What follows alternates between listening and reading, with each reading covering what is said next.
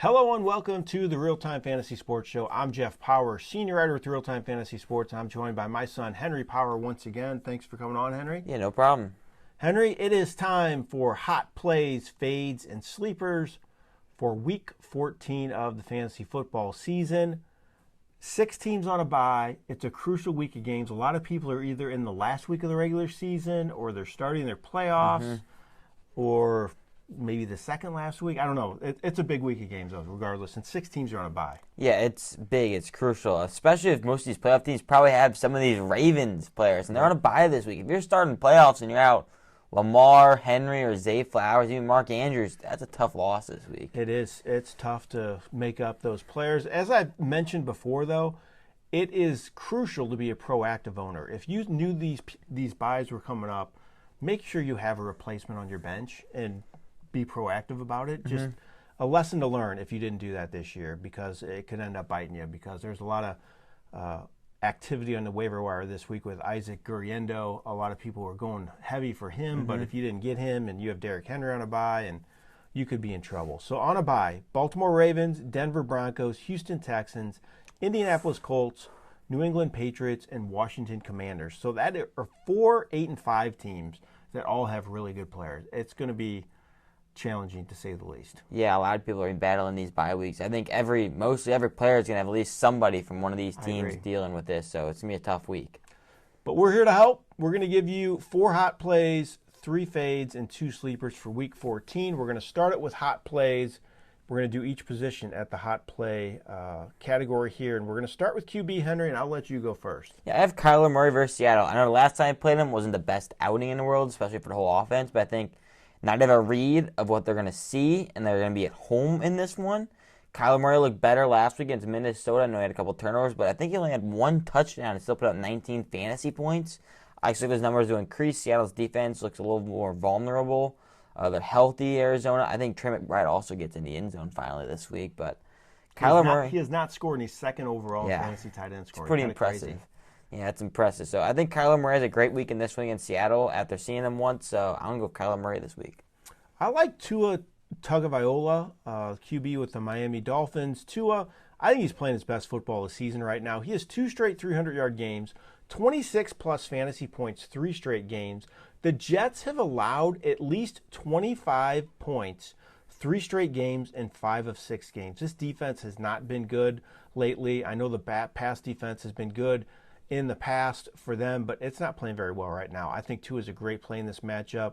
I think he's a legit QB1 at this moment. All right, Henry, let's talk about the running back position. Who's your running back hot play? Yeah, I have Tyron Trace versus New Orleans. I know he had a pretty solid week last week against Dallas, and I think it's a pretty good matchup here against New Orleans, where I think this game's going to be closer than it was in Dallas, where they had to throw the ball more, just because of the fact that New Orleans is missing almost every single one of their starting receivers from the beginning of the year. Everyone seems to keep getting injured.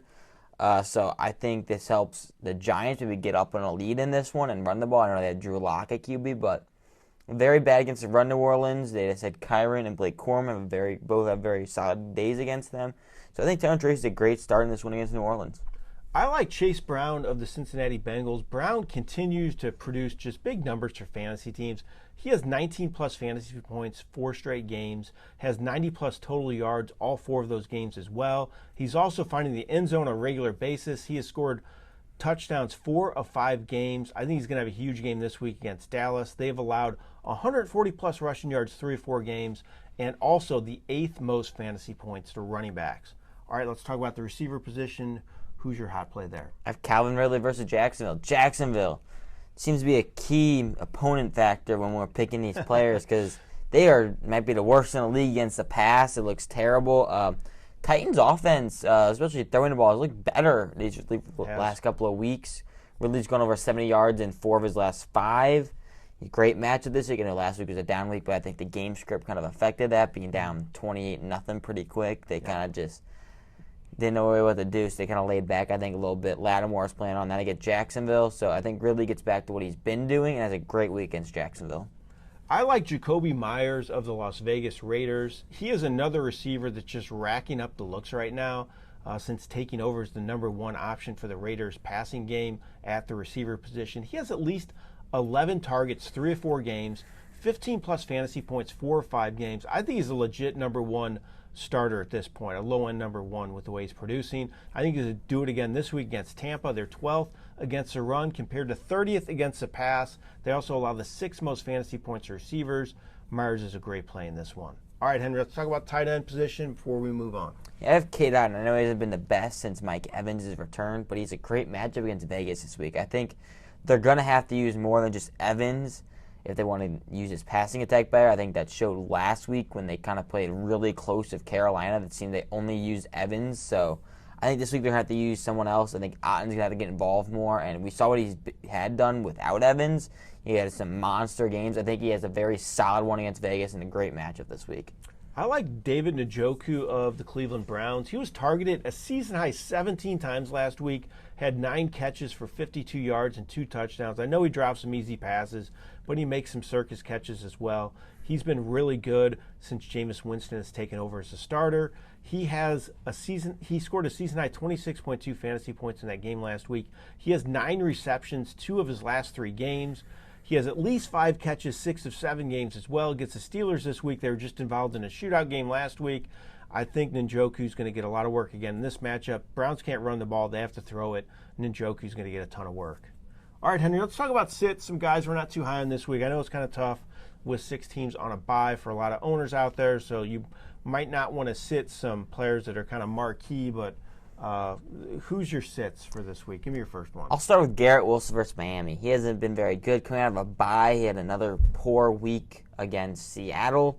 He now gets Miami, who's been very good against the pass this year. It seems like Adams is getting more involved after the bye, so it seems like they want to use him as the vocal point of the offense, it seems. So I think Garrett Wilson's taking a back seat to him. So I'm going to be very worried about. I'm very cautious about Garrett Wilson this week against Miami. I'm not big on Matthew Stafford of the Rams. He had multiple scores last week for the 3rd straight game. He threw for just 183 yards, though, and failed to reach 18 fantasy points. So not a very good day despite having multiple scores. He has fewer than 18 fantasy points 2 of 4 games. He's been up and down all season. I know they have their options back at receiver, which helps him, but he's still been shaky, and he gets Buffalo this week. They looked great last week.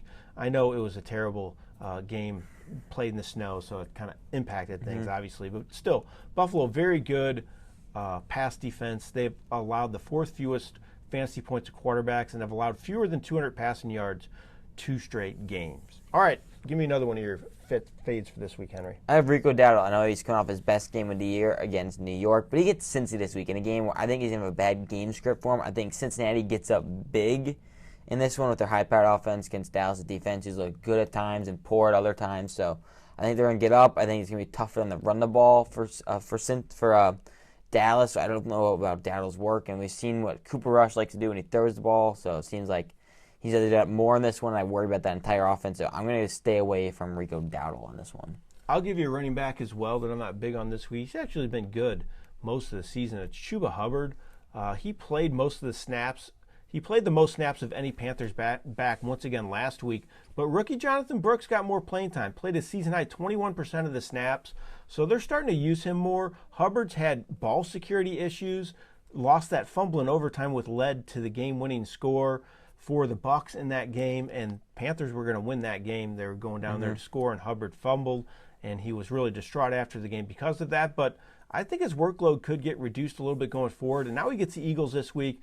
They have allowed fewer than 100 rushing yards 6 of 7 games, and they allow the 5th fewest fantasy points of running backs. I think the Panthers could struggle to run the ball. All right, Henry, give me one more fade for this week. I have Najee Harris versus Cleveland. He didn't play very well against him last time. Now is him again after a week of rest. Seems like in that one they used more of a Warren. It seems like a better fit of a back to play against them. So I think they may lean on him more in this one after seeing what he did last time against Cleveland. So I think Najee may take the back seat in this one a little bit. So I'd worry about Najee this week against Cleveland. I'm worried about Xavier Worthy of the Chiefs, the rookie receiver. He's kind of been erratic. I think he's kind of a touchdown-dependent play.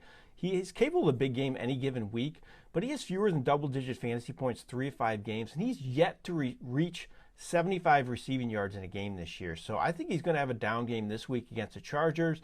Very good against the pass. 11th fewest fantasy points to receivers. 10th overall against the pass. I'd be worried about using the rookie in this matchup. I think he could have one of his down games here. All right, Henry, we're going to give the viewers out there a couple sleepers for this week. Could be used because of all these bye weeks that we've been talking about. So who's your first sleeper for this week? I have Marquez Valdez-Scantling against the Giants. I talked about him earlier. New Orleans receiving corps has been a little beat up. They've lost now Shaheed Olave and now Taysom Hill this week. So there's a lot of targets that go around. Seems like Valdez-Scantling always seems to find the end zone every week, it seems like, too. So I expect him to rack up some more targets besides those end zone and deep play threats he's gotten. So maybe more of an in-between guy a little bit more. So I think MVS gets a lot more targets, a lot more looks in this one against the Giants. Yeah, he could get more looks with Hill out now. Definitely missing weapons there in New Orleans. I'm going to give you a receiver, too, and it's Ray McCloud of the Atlanta Falcons. I was kind of surprised when I saw this, but he's played at least 88% of the snaps all but 2 games. I thought he was more of like a gadget-type player and not on the field a lot. He's out there a ton. He had a season-high 95 yards last week. He has double-digit fantasy points 3 or 4 games. I think if Atlanta's going to have any success offensively in this game, it's going to be throwing the ball. Minnesota, first against the run compared to 28th overall against the pass. I think McLeod's a good spot playing this matchup. All right, Henry, one more sleeper for Week 14. Who do you got? I have Aiden O'Connell versus Tampa Bay. So this has been a great matchup for O'Connell. He just came off a huge week last week against a very tough Kansas City defense. And Tampa Bay just had allowed Bryce Young to have a pretty great game against passing-wise. So I think Aiden O'Connell will be a great start after what he showed last week and against a pretty poor secondary in Tampa Bay. I agree. I like O'Connell. I think Will Levis is another QB. It's a good spot starter this week. Could be available on your waiver wires. So there's 2 options for you there. I'll give you a tight end that could help. It's Will Dissly of the Chargers. So he went with 1 target and without a catch last week. Awful game. First time that happened all season for him, though. He had at least 4 receptions 3 straight games before last week, and he gets the Chiefs, a team that's allowed the 3rd most fantasy points to tight end, struggled in that area. I think the Chargers are playing from behind, having to throw the ball. I think Dissly gets a lot more involved this week. I like him in that passing game. All right, Henry, those are hot plays, fades, and sleepers for Week 14. Thanks so much for coming on. Really appreciate it. Yeah, no problem. Good luck to everybody out there in your games. Good luck to you as well, Henry. Crucial week of games here in Week 14. Hope you have a lot of success, and I appreciate you watching the Real Time Fantasy Sports Show. This has been Jeff Paur for Real Time Fantasy.